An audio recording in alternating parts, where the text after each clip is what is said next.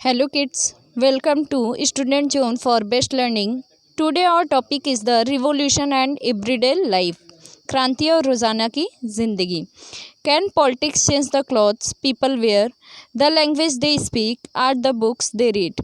क्या राजनीति जो है वो बदल सकती है लोगों के कपड़े जो वो पहनते हैं या लोगों के लैंग्वेज जो वो बोलते हैं या फिर किताबें जो वो पढ़ा करते हैं. The year following 1789 in France saw many such changes in the lives of men, women and children.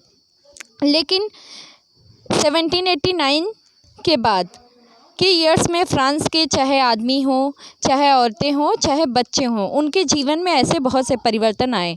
The revolutionary governments took it upon themselves to pass laws that would translate the ideals of liberty and equality into everyday practice.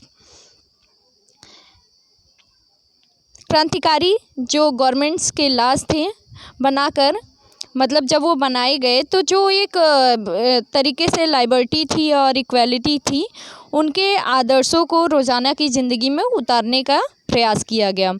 One important law that came into effect soon after the storming of Bastille in the summer of 1789 was the abolition of censorship.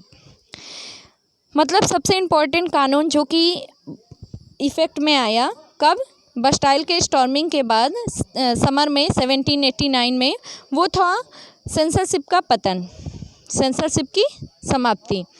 In the old regime all written material and cultural activities, books, newspaper, plays could be published or performed only after they had been approved by censors of Kings.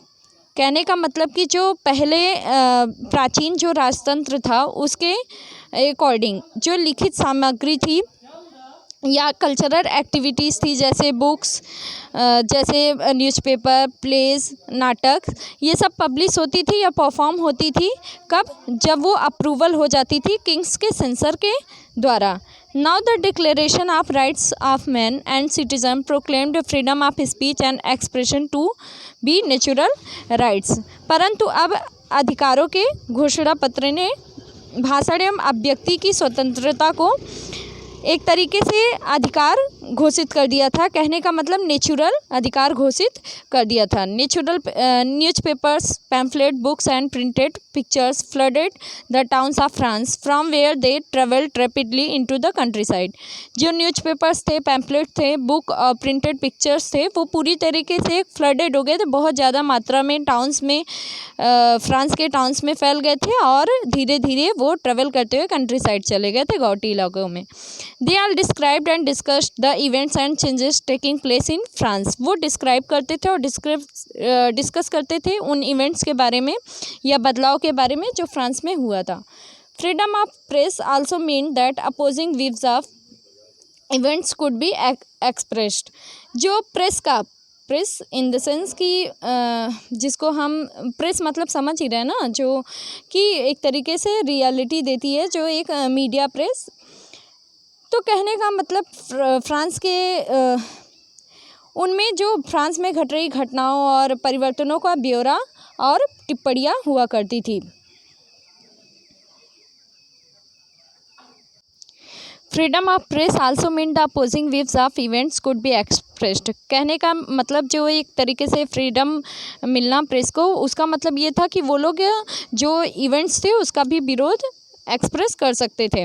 Each side sought to convince the others of its opposition through the media of prints.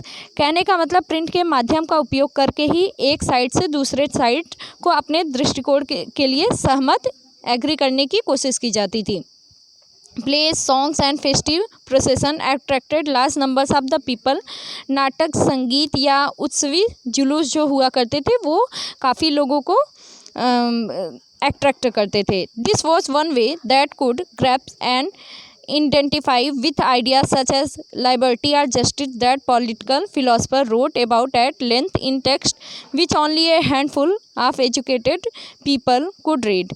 कहने का मतलब कि स्वतंत्रता और न्याय के बारे में जो पॉलिटिकल्स या एक तरीके से फिलोसफर के लेखन को समझने या उनसे जुड़ने का लोकप्रिय तरीका था, क्योंकि किताबों को पढ़ना वो सिर्फ कुछ ही शिक्षित एजुकेटेड लोगों के बस की बात थी।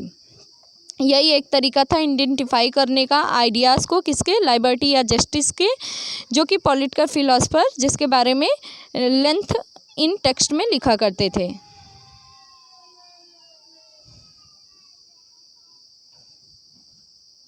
ये कंक्लूज़न है इस चैप्टर का। Conclusion, in 1804 Napoleon Bonaparte crowned himself emperor of France.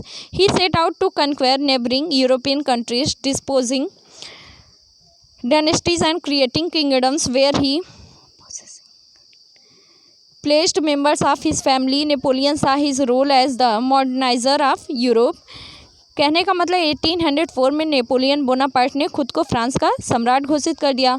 उसने पड़ोस के जो यूरोपीय कंट्रीज थी उसकी विजय यात्रा शुरू कर दी।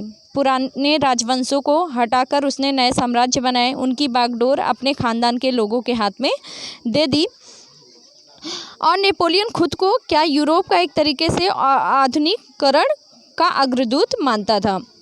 He introduced many laws such as protection of private property, a uniform system of weights measures provided by decimal system. Initially, many saw Napoleon as a liberator who would bring freedom for the people, but soon the Napoleonic armies came to be viewed everywhere as an invading force. कहने का मतलब कि उसने निजी संपत्ति की सुरक्षा का कानून बनाया, दशमलव पद्धति पर आधारित नापतोल की एक समान प्रणाली चलाई। शुरू में बहुत सारे लोगों को नेपोलियन एक तरीके से मुक्तिदाता लगता था। उसने जनता को स्वतंत्रता दिलाने की उम्मीद दी। But soon the Napoleonic armies came to viewed everywhere as an invading force. लेकिन जल्द ही उसकी सेनाओं को लोग क्या मानने लगे, हमलावर मानने लगे।